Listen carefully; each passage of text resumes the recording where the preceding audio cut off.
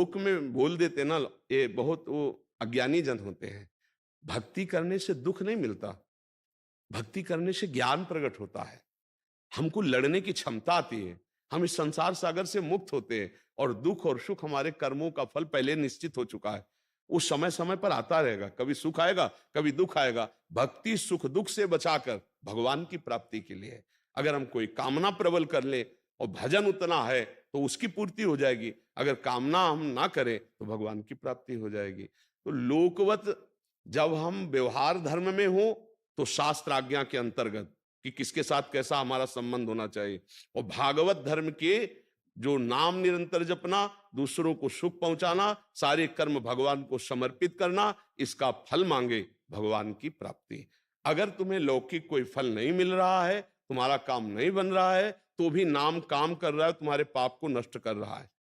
उसको छोड़ो मत कि अरे अब लाभ तो मिला नहीं, देखो संकट पे संकट आ रहे, और तो भजन का क्या फल हो सकता है, भक्ति का क्या फल, यही फल है? नहीं, वो उन सब पापों को नष्ट करके जिस दिन से सुख प्रारंभ होगा भक्ति का हृदय में, तो सब भगत नाच नाच करके भगवान की जय जयकार किए। आज तक किसी ने भगवान के प्रति ये नहीं कहा कि पूरा जीवन हो गया भजन करते, क्या हमको दिया, ऐसा।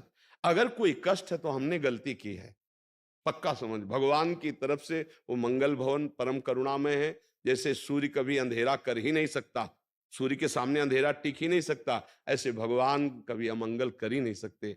जिन्होंने जहर दिया भगवान को स्तन में, उसको तो माँ वाली गति दे दी, और जो भगवान को दूध पिला रहे हैं, भोग लगा रहे हैं, नाम जप कर रहे हैं, भला उनका मंगल कैसे हो जाएगा? तो इसलिए बाबा कह रहे कि भगवान की आज्ञा के अनुसार धर्म का पालन करते हुए, भजन करते हुए फल में समान भाव रखे।